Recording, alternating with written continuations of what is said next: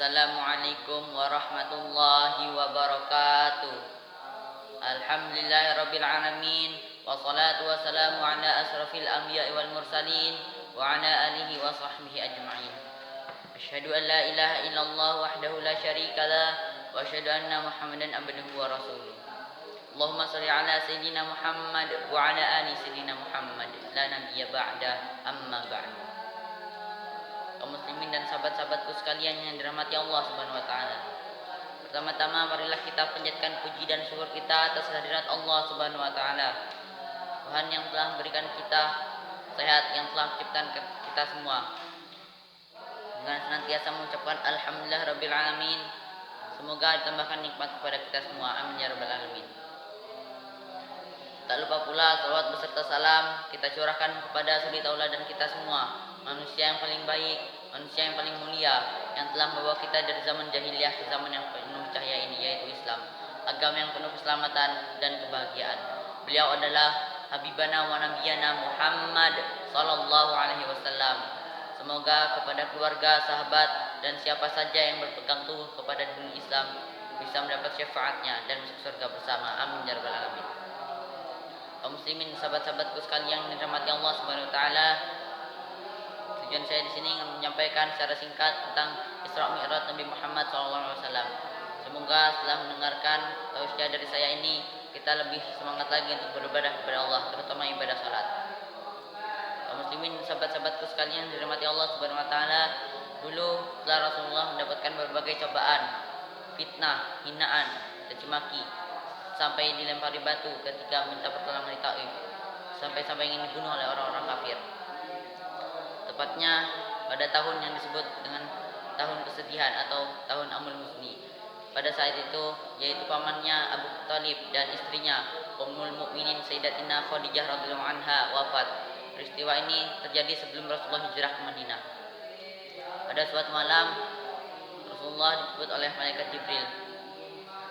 Pada suatu malam Rasulullah mendapat perintah sekaligus dihibur oleh malaikat Jibril untuk melaksanakan dihibur oleh Allah Subhanahu wa taala untuk melaksanakan Isra dan Mi'raj.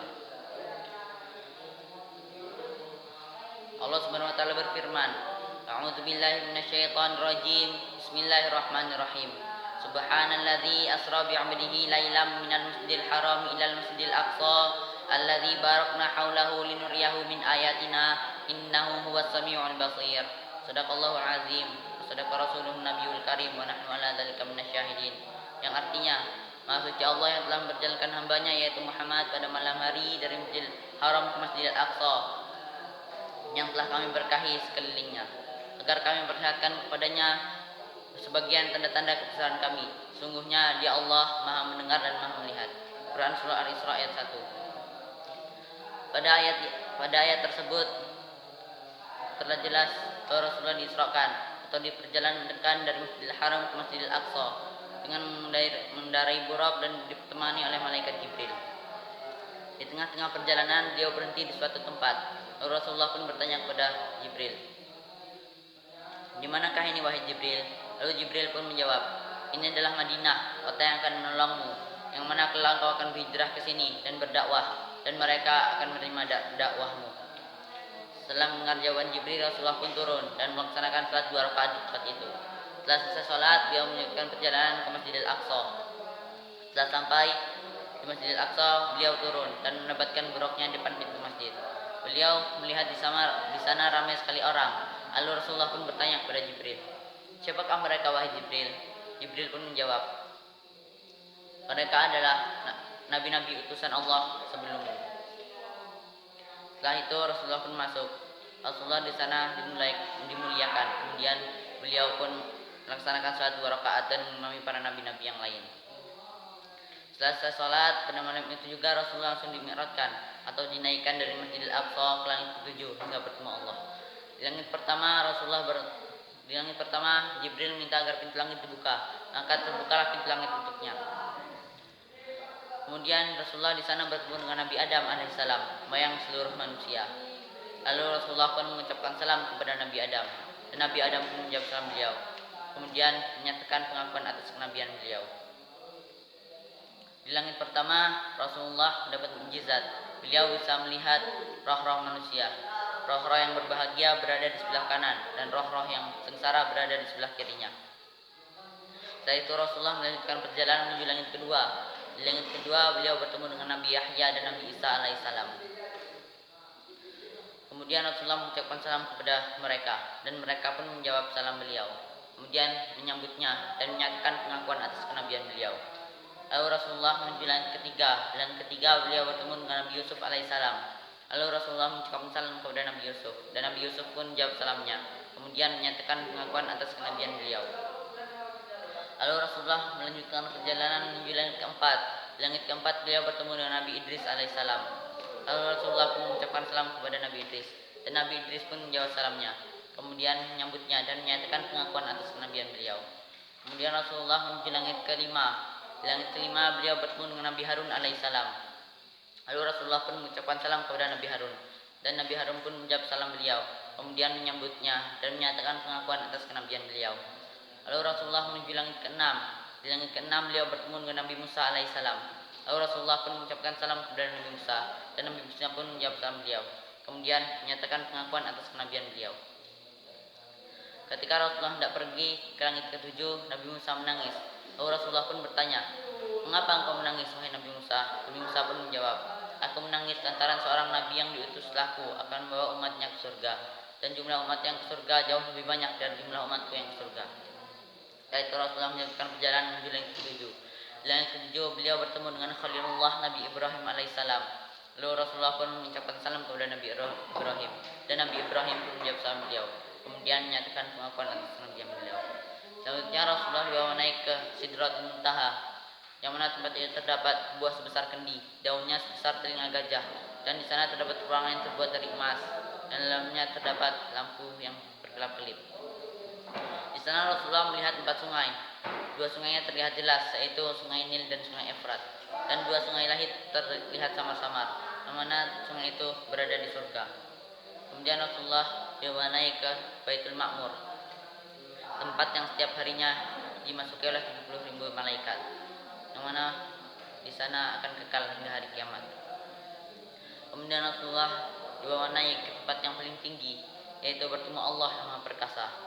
Kemudian Rasulullah dekat kepadanya hingga dijelaskan pada surah An-Najm ayat 8-9 yang bunyinya, "A'udzubillahi minasyaitonirrajim. Bismillahirrahmanirrahim. Tsumma dana fatadalla, fakana qaba qausaini aw adna." Yang artinya, kemudian dia mendekat dan lebih dekat lagi, hingga jaraknya sekitar 2 ujung busur anak panah. Setelah mendekat, kemudian Allah mewahyukan untuk sholat 50 waktu dalam sehari semalam. Setelah itu Rasulullah turun dan bertemu dengan Nabi Musa alaihissalam. Kemudian Nabi Musa pun bertanya, "Apa yang telah Allah perintahkan kepadamu?" Rasulullah pun menjawab, "Allah merintahkan untuk sholat 50 waktu dalam sehari semalam." Setelah itu Nabi Musa pun berkata, "Sungguh umatmu tidak akan sanggup melakukannya. Pergilah kembali menghadap Rabbmu dan minta keringanan untuk umatmu." Kemudian Rasulullah menatap ke arah Jibril untuk minta pendapatnya.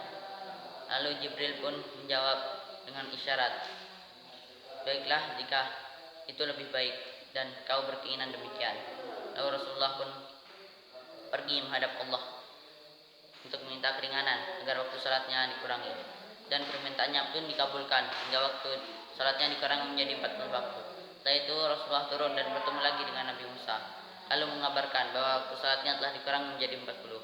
Lagi-lagi Nabi Musa meminta agar Rasulullah menghadap Allah lagi untuk minta keringanan lagi. Setelah itu Rasulullah pun kembali kepada Allah. Setelah Rasulullah bolak-balik menghadap Allah dan Musa untuk meminta keringanan salat hingga ditetapkan waktu salat 5 waktu dalam sehari semalam. Sebenarnya Nabi Musa minta agar Rasulullah untuk menghadap Allah lagi untuk minta keringanan. Namun Rasulullah bersabda, "Aku sudah malu kepada Rabbku dan aku telah ridho dengan keputusan ini." Setelah itu Rasulullah tawari air susu dan khamar. Lalu Rasulullah pun memilih susu, sehingga dikatakan kepada beliau, "Sungguh pilihanmu sesuai fitrah. Jika saja engkau memilih khamar, niscaya umatmu akan tersesat." Setelah itu Rasulullah diajak jalan-jalan menuju surga. Di sana beliau melihat 2 wanita yang bibirnya agak kehitam-hitaman. Lalu Rasulullah pun bertanya, "Siapakah kalian?" Lalu mereka pun menjawab, "Kami adalah bidadari yang sedang menunggu Hamzah bin Abdul Muthalib dan Zaid bin Harithah." Kemudian Rasulullah diajak jalan-jalan ke neraka. Di sana beliau bertemu dengan malaikat penjaga neraka. Mukanya sangat masam, tidak ada senyumnya dan tidak ada ramah-ramahnya. Kemudian diperlihatkan kepada beliau gambaran siksaan di neraka, di antaranya siksaan bagi para pemakan harta anak yatim secara zalim. Bibir mereka seperti bibir onta. Mereka mengambil sepotong bara api dengan bibir, kemudian memakannya, dan seketika langsung keluar dari lubang duburnya. Kemudian siksaan bagi para pemakan harta riba. Perutnya sangat besar, kemudian diinjak-injak oleh para tentara Fir'aun. Kemudian siksaan bagi para pelaku zina. Di sebelah kirinya terdapat daging berminyak yang jelek dan busuk, dan di sebelah kanannya terdapat daging berminyak yang bagus dan enak. Kemudian mereka mengambil daging yang busuk dan memakannya dan meninggalkan daging bagus. Kemudian siksaan bagi para wanita yang memasuki tempat kaum laki-laki yang bukan mahramnya. Mereka terlilit payudaranya sendiri hingga tergantung. Setelah Rasulullah selesai, Rasulullah pun turun. Dan keesokan harinya Rasulullah menceritakan kejadian atau peristiwa malam itu kepada kaum Quraisy. Dan mereka tidak ada yang percaya kecuali sahabatnya, yaitu Abu Bakar As-Siddiq.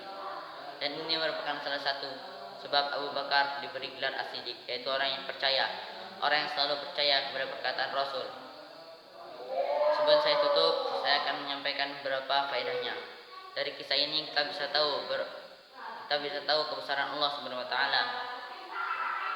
Yang mana jika bukan karena kuasanya, tidak akan ada yang bisa menembus langit 7 hingga bertemu Allah Subhanahu wa taala. Kemudian kita juga harus tahu betapa besar pengorbanan Rasulullah. Beliau rela dihina, difitnah, dicaci maki, dilempari batu, sampai-sampai ingin dibunuh oleh orang-orang kafir.